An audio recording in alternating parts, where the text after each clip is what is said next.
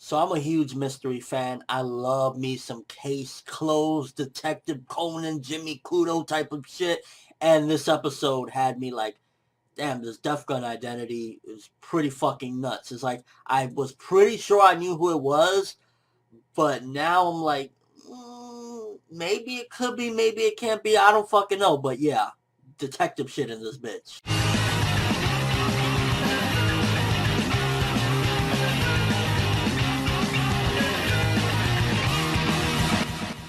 So once again, with this week's episode of SAO, it was really pointing that Death Gun was an SAO. He, dabbled around a lot of these people, and even Klein, which I found it really interesting that they're kind of making some of these characters more relevant again. Even Klein knew, okay, I know this guy from somewhere, and I can't remember his name or anything, but he has similar signatures to the leader of LC, and, he was just like, damn, I kind of remember him, but I can't remember his name or anything. So definitely getting a little bit more interesting regarding the identity of Death Gun and him just being a menacing motherfucker. Like, this episode was really setting him up that he is an evil piece of shit, and he's not to be fucking fucked with at all. You cannot even think if you don't have a full solid proof plan to go up against this guy. I mean, he killed Pale Rider just like that. Fucking gun to the brain just like that. And it makes me wonder, does this dude got hacked or something? Does he have sensory things on him? Because how the fuck did he know that Shinon's bullet was coming for him? I was like, oh my gosh, this guy Death Gun, he's thought of everything. And I'm like, is he cheating the system as well at the same time? And going back to that whole thing of making some of the other characters relevant again, you could definitely see it's trying to make Asuna a little bit more involved now. Now she's going to go talk to the head of the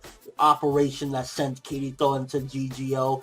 I'm wondering, does that mean she's going to be a part of GGO? Is she going to join it after a certain point in time? Or what's up with that? It's like, I've been liking the way it's been so far. Kirito on his own and then kind of teaming up with Shinon. It's like you bring Asuna in there and it's like, and I did get a chuckle that the very first dialogue we hear in this entire episode is Oni-chan from Leap. I was like, stop. And I know it's redundant as fuck. I've said it time and time again, but I will say it even now.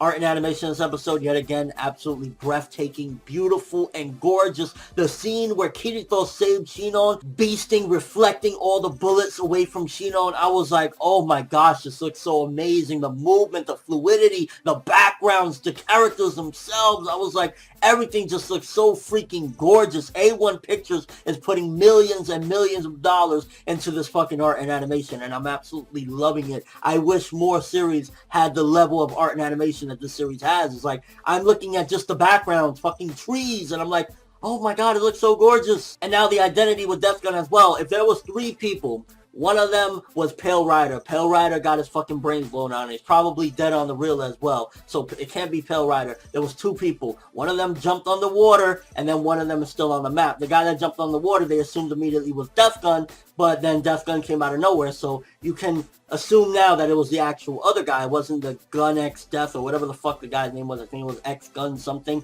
But I'm starting to think, maybe it wasn't one of these new players. Maybe it's not even the other guy that didn't go in the water. Maybe it's somebody that's been there for a while. Maybe it's somebody that got hacked or something. I don't know, because it's like, I wouldn't be surprised if it's none of the new players at all. And the setup at the end of this episode, oh my gosh, it came out of nowhere. I was like, okay, maybe Shino's gonna have to save Kirito by like shooting him or something, so that way Death Gun don't shoot him. But it's starting to look more and more like some crazy shit is going to go down, because the setup at the end of the episode where Death Gun fucking tases her and he's like, I'm going to see if this is the real Kirito. And then finding out that that's the same gun that was used at the fucking murder scene of where she killed that dude when she was little. It's like, what is going on? Is this a fucking family member of the guy that she killed? It's like, this is crazy. And definitely a great setup for next week's episode with Kirito. I'm sure he's going to show up and fucking go ape shit on Death Gun. I hope Shinon don't die. They kill off Shinon, I might have to be a little fucking faggot fanboy and drop this shit. Do not kill off Shinon.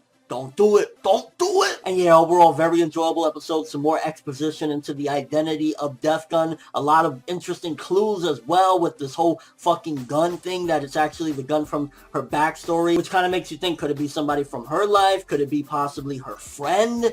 Who the fuck could it possibly be? And yeah, I'm leaning between 7.5 and 8 for this one. I more so want to go with 8 simply because I felt it was a very good setup episode, and overall it had some awesome action, beautiful art and animation. So I probably probably will go with that. I was leaning more to 7.5, mainly because of a lot of the flashback and kind of getting some of the previous events through the perspective of Asuna and them. I was kind of like, didn't really need the recap, but fuck it. We're going to go with 8 for this one because it definitely felt like a very good setup episode, and I'm like, oh my gosh, Shinon, don't fucking do it! Let me know what you thought of this episode. What do you think? Who do you think is Death Gun at this particular point? Do you think it's Shinon's friend? Do you think that it's somebody from Laughing Coffin that we've seen previously? The leader? Who the fuck do you think it is? And how the fuck is Shinon gonna survive this one? Do you think that she's gonna bite the big one? I'm like, I don't want it to happen. Please don't. But that's all I have for this review. Thanks for watching. Hope you enjoyed. If you liked anything I had to say or enjoyed the video, drop me a like. I'd greatly appreciate it. And if you haven't subscribed, if you could do so as well, that'd be awesome. I'm from that world. And as always, people,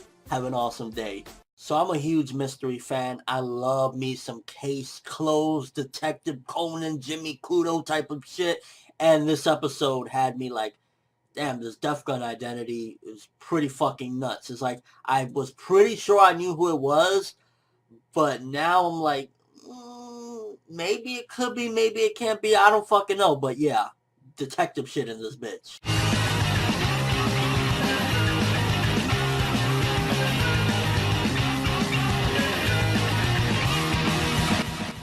So once again, with this week's episode of SAO, it was really pointing that Death Gun was an SAO. He, dabbled around a lot of these people, and even Klein, which I found it really interesting that they're kind of making some of these characters more relevant again. Even Klein knew, okay, I know this guy from somewhere, and I can't remember his name or anything, but he has similar signatures to the leader of LC, and, he was just like, damn, I kind of remember him, but I can't remember his name or